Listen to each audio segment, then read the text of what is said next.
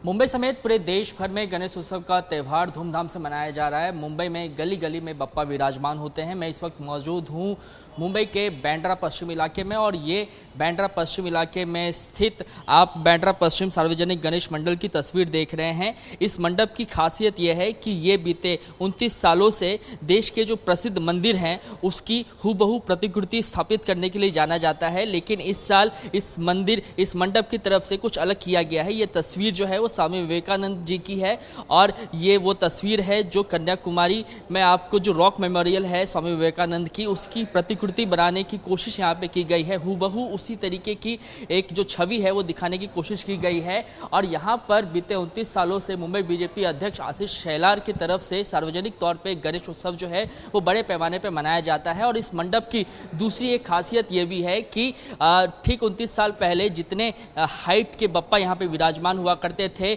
उतने ही हाइट के बप्पा यानी कि करीब 8 फुट के जो बप्पा हैं वो आज भी इसी मंडप में विराजमान होते हैं। तीसरी सबसे बड़ी खासियत इस मंडप की यह है कि यहाँ पर सभी धर्मों के लोग जो हैं वो बप्पा के आशीर्वाद के लिए आते हैं। और अब से कुछ ही देर पहले केंद्रीय गृह मंत्री अमित शाह भी यहाँ पे पहुंचे थे और उन्होंने भी बप्पा का इस मंडप में आशीर्वाद लिया है। आपको बता दूं कि जब भी कभी गणेश उत्सव के दौरान केंद्रीय गृह मंत्री अमित शाह मुंबई दौरे पर आते हैं, लालबाग के राजा के दर्शन करते हैं, तो वो लालबाग के राजा के दर्शन के बाद डायरेक्ट इसी मंडप में आते हैं और हर साल बप्पा का आशीर्वाद लेते हैं। मेरे साथ इस वक्त राउत साहब हैं, उनसे मैं जानने की कोशिश करूंगा कि आखिरकार ऐसा क्या है कि हर साल जो केंद्रीय गृह मंत्री हैं वो अपने आप को रोक नहीं पाते हैं और वो लालबाग के राजा के दर्शन के साथ साथ इस मंडप में भी आते हैं। क्या बप्पा की खासियत क्या है?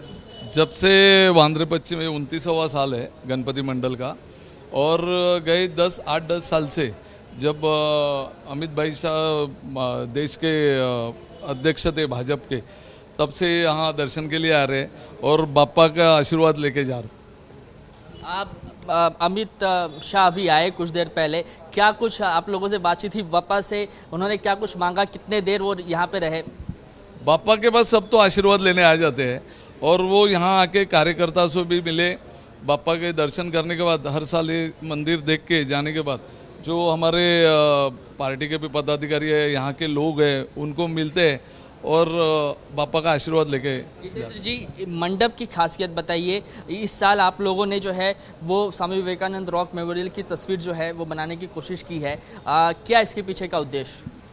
ऐसा है, मंडल हर साल देश भर और महाराष्ट्र भर के जो मंदिर है वो बनाते हैं। आज 29 साल हो गए और इस बार यहाँ के संस्थापक अध्यक्ष आमदार आशीष शेलार जी, उन्होंने ये तय किया कि स्वामी विवेकानंद जो स्मारक है जो हमारे देश के एक तट पे है जहाँ लोग जा नहीं पाते, तो वो यहाँ बना के यहाँ वो लोगों के दर्शन करने के लिए, उनको देखने के लिए मुंबई में गणपति पंडाल में बनाया गया है।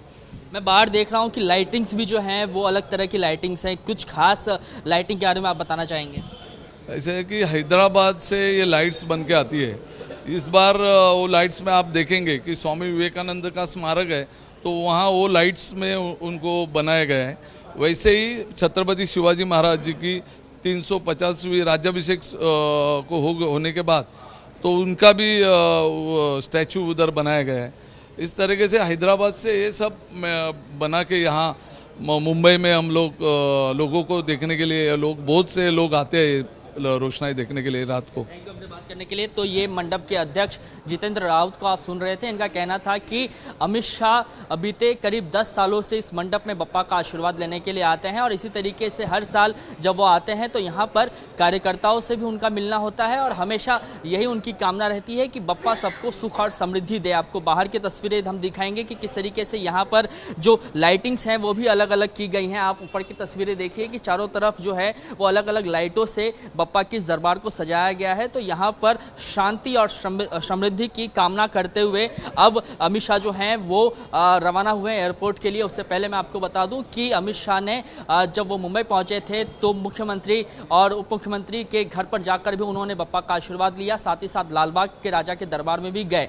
आपको ये भी बता दूं कि जब अमित शाह इस दौरे पर आए थे तो उनके दौरे को लेकर राजनीति भी काफ़ी हुई थी और ये कहा गया था कि तंज कसते हुए शिवसेना यूबीटी के नेता संजय राउत ने ये कहा कि जिस तरीके से एक एक करके सारा व्यापार महाराष्ट्र से गुजरात लेकर जाया जा रहा है, तो ऐसे में हमें डर है कि अमित शाह लालबाग के राजा को भी गुजरात लेकर चले जाएंगे। ये तंज कसा गया था और इसी तंज को अब बीजेपी ये कह रही है कि बेमतलब का जो है वो राजनीति संजय राउत कर रहे हैं। इस बीच अमित शाह आए और उन्होंने तमाम जो गणेश पंडाल हैं उनके दर्शन किए हैं और अब दर्शन करते हुए वो रवाना हुए हैं। तो ये तस्वीर हम आपको बता रहे थे बांद्रा पश्चिम सार्वजनिक गणेश मंडल की, जहां पर अमित शाह पहुंचे हुए थे। कैमरामैन इरफान शेख के साथ Krishna Thakur, ABP news, Mumbai. For exclusive and insightful videos, subscribe to our new channel ABP Live Premium.